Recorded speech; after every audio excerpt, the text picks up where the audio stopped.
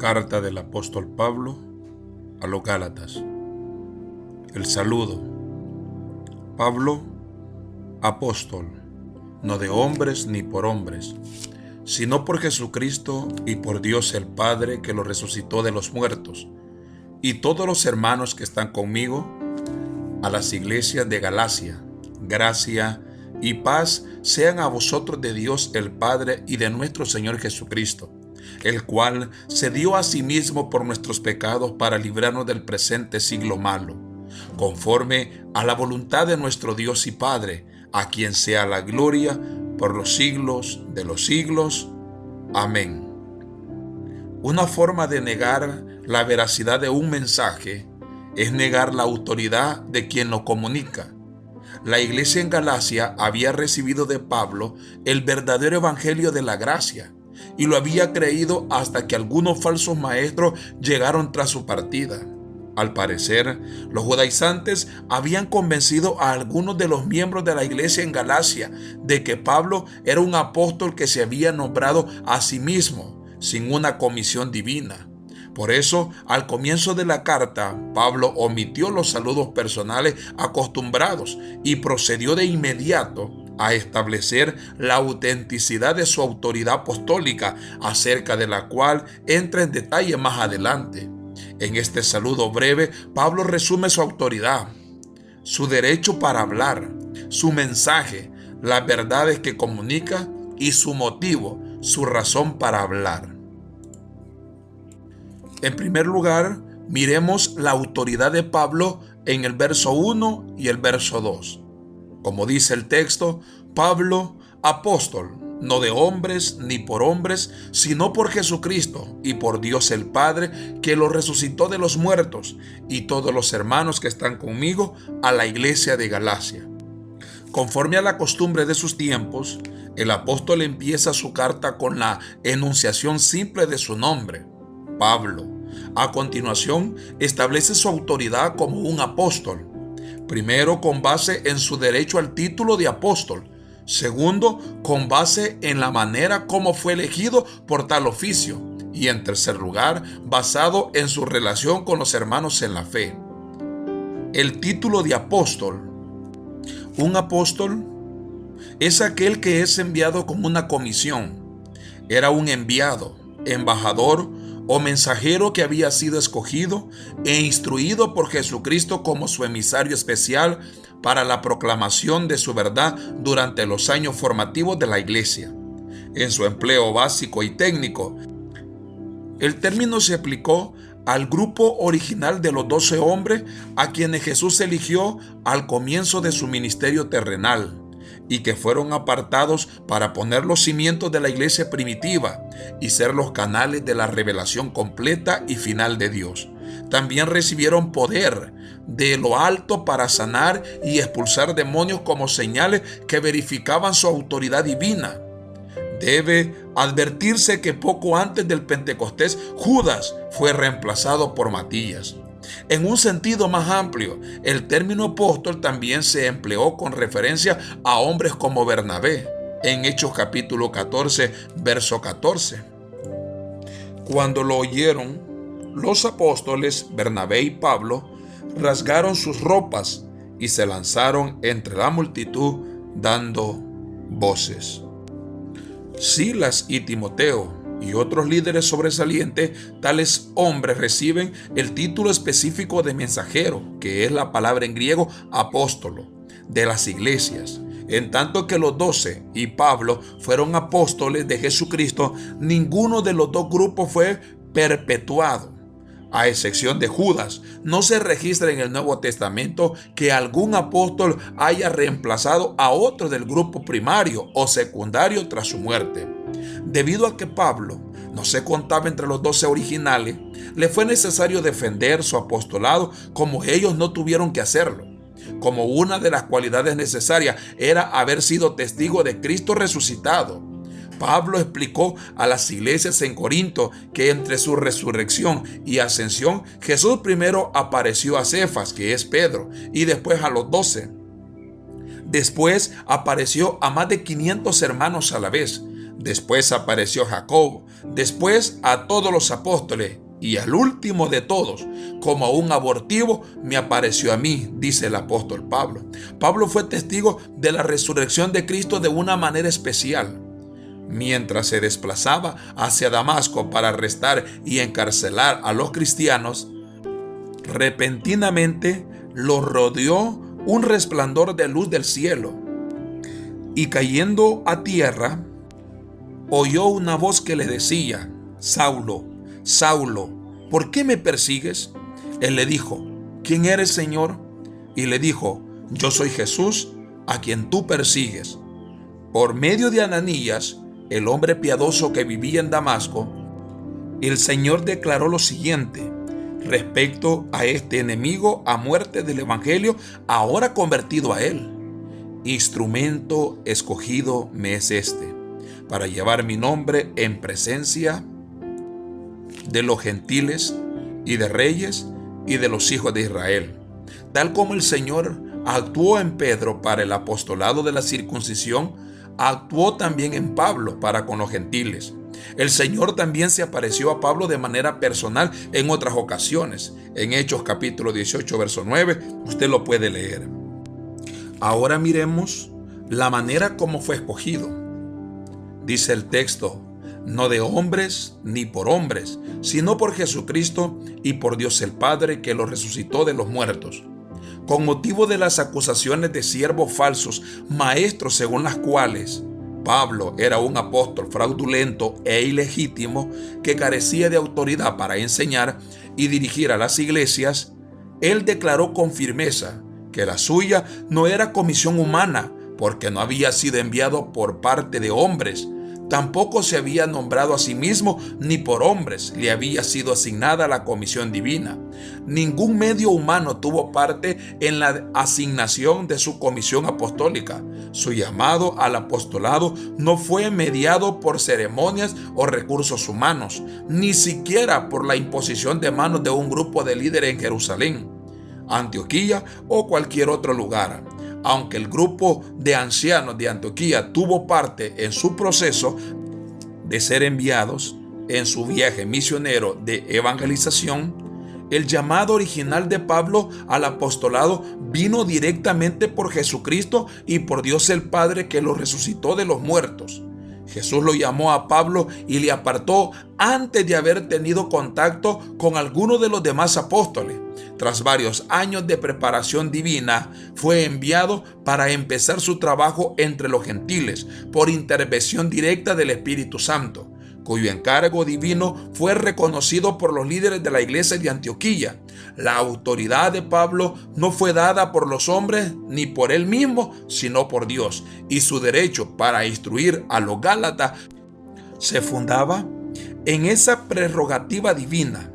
Pablo nunca perdía la oportunidad de mencionar la resurrección, sin la cual el evangelio carece de poder.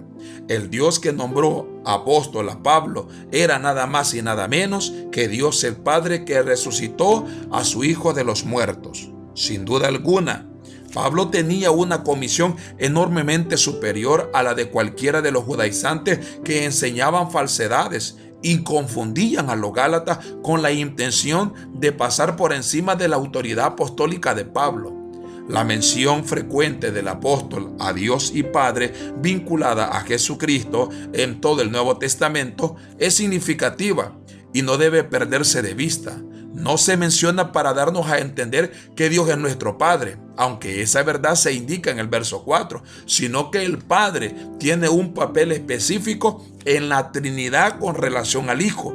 De esa manera se subraya la gran importancia de esta relación entre la primera y segunda persona de la Trinidad en su naturaleza esencial. Tal título expresa igualdad en la deidad de ambos, el Padre y el Hijo, que participan por igual de la misma naturaleza. Asevera que Jesucristo es aquel que es de la naturaleza de Dios y que el Dios verdadero es aquel que es el Padre de Jesucristo. Ahora miremos su asociación y todos los hermanos que están conmigo a la iglesia de Galacia. La tercera base de la autoridad de Pablo queda implícita en su referencia de hermanos aplicada a las personas que le acompañaron durante su ministerio, a diferencia de su propia identificación como apóstol. Los eruditos y teólogos liberales que interpretan la Biblia sostienen que los apóstoles no eran más importantes o inspirados que otros testigos humanos de Jesucristo que vivieron durante ese mismo tiempo de su ministerio terrenal. Lo que enseñaban y escribían se basaba en su percepción y entendimientos propios, por lo cual no tenía la impronta de la autoridad divina y no podía convertirse en objeto de observancia impuesto a los demás creyentes. Tanto en esa época como en tiempos posteriores, cada creyente tiene sus propias experiencias de lo que se denomina con frecuencia el suceso de Cristo. El dogma católico romano postula que la Biblia fue escrita por la Iglesia y esta por ende se constituye en una autoridad superior a la Biblia. Por lo tanto, la Iglesia puede hacer añadiduras o modificaciones a las Escrituras según juzgue apropiado.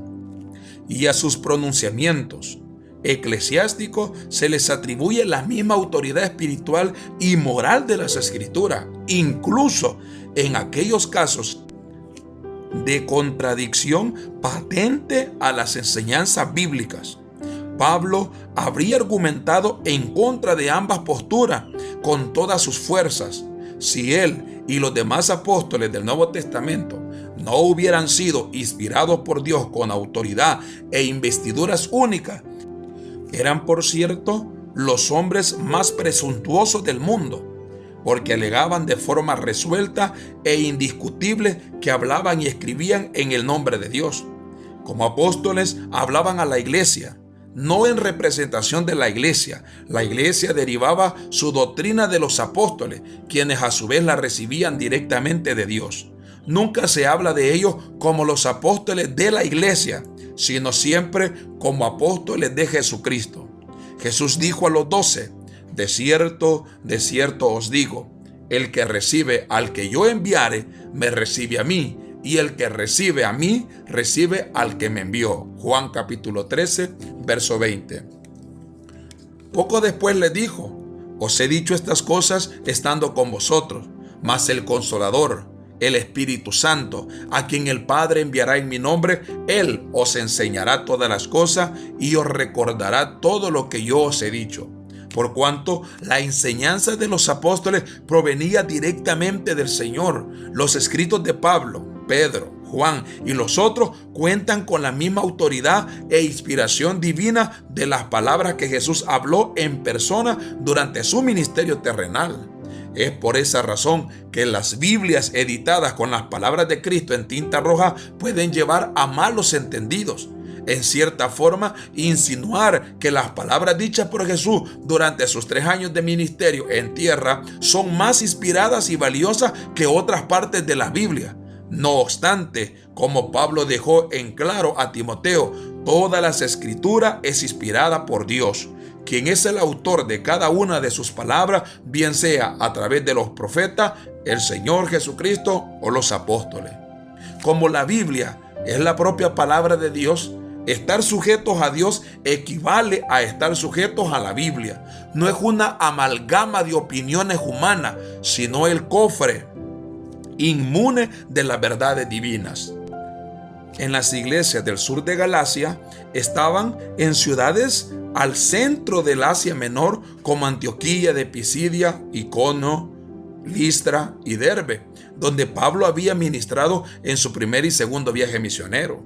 El hecho de que Pablo fundara esas iglesias ciertamente le facultaba para tratar con ellas en pleno ejercicio de su autoridad apostólica, donde Pablo expresa que tiene el derecho de reprender a los corintios porque es su padre espiritual. La mención de estas iglesias es breve e impersonal y se nota la falta de palabras efusivas que ocurren con bastante frecuencia en otras epístolas paulinas. La contrariedad que manifiesta ante su alejamiento del Evangelio de la gracia le obliga a obviar elogios y comentarios personales, optando por un saludo apostólico simple para proceder de inmediato a la reprimenda doctrinal. Por eso es necesario que miremos ahora el mensaje de Pablo. Dice en el verso 3 y en el verso 4, gracia y paz sean a vosotros de Dios el Padre y de nuestro Señor Jesucristo, el cual se dio a sí mismo por nuestros pecados para librarnos del presente siglo malo, conforme a la voluntad de nuestro Dios y Padre. Como Pablo explica más adelante en la epístola, el evangelio que él predicaba no era según hombre, pues yo ni lo recibí ni lo aprendí de hombre alguno, sino por revelación de Jesucristo. Dos de las palabras más preciosas relacionadas al evangelio dado por Dios son gracia y paz. La primera es la fuente de la salvación y la segunda es el resultado. La gracia es positiva, tiene que ver con nuestra posición firme en Cristo. La paz es el resultado práctico de su aplicación. Las dos fluyen por igual de Dios el Padre a través de su Hijo y nuestro Salvador, el Señor Jesucristo. En la cultura griega del tiempo de Pablo, el saludo cotidiano era chara, que es la palabra gozo, aunque es cierto que el gozo forma parte de las múltiples bendiciones que los cristianos reciben de Dios y que se debería reflejar siempre en sus vidas, el saludo cristiano distintivo de gracia y paz guardaba un significado especial para Pablo y otros creyentes en la iglesia primitiva. Ya que no ofrece gracia ni suministra paz, el sistema legal enseñado por los judaizantes mentirosos es atacado aún por medio de este simple saludo. Si uno se justifica ante Dios y se hiciera poseedor de la salvación mediante las obras, como lo sostenían aquellos falsos maestros, la gracia queda excluida por completo y la paz es inalcanzable, porque nadie sabe si tiene suficiente buenas obras para obtener seguridad eterna de salvación. Ahora miremos la naturaleza del evangelio, la muerte expiatoria y la resurrección de Jesucristo. Dice en el verso 4, en la parte A, el cual se dio a sí mismo por nuestros pecados. Al pasar de la gracia a un sistema legalista de salvación por obra, los gálatas habían ignorado la importancia y el significado de la muerte de Cristo. El corazón del evangelio es el sacrificio voluntario que Cristo hizo de sí mismo por nuestros pecados. La salvación no se gana con esfuerzos individuales para eliminar el pecado, sino mediante la confianza personal en la promesa de Dios de perdonar el pecado por medio de la obra de Jesucristo. Su muerte expiatoria fue la parte más esencial del plan divino de redención, sin la cual todas sus enseñanzas y obras milagrosas habrían sido ilusiones carentes de sentido. Aparte del sacrificio y la muerte de Cristo, su ministerio en la tierra habría manifestado el poder y la verdad de un Dios grande y maravilloso, pero un Dios con quien los hombres jamás podrían ser reconciliados porque no tendrían escapatoria frente a las consecuencias del pecado. Como ningún hombre puede eliminar el pecado por las obras, resulta imprescindible que le sea perdonado. Por esa razón fue necesario e ineludible que Él mismo llevara nuestros pecados en su cuerpo sobre el madero, para que nosotros, estando muertos a los pecados, vivamos a la justicia.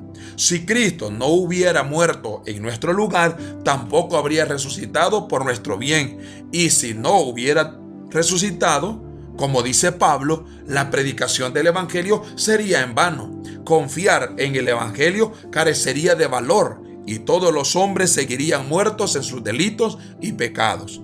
La expresión se dio a sí mismo por nuestros pecados afirma que el propósito de la venida de Cristo consistía en ser presentado como una ofrenda por los pecados.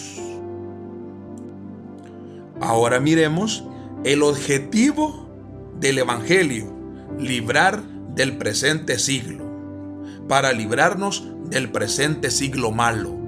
El propósito del Evangelio es librarnos. El subjuntivo griego indica propósito.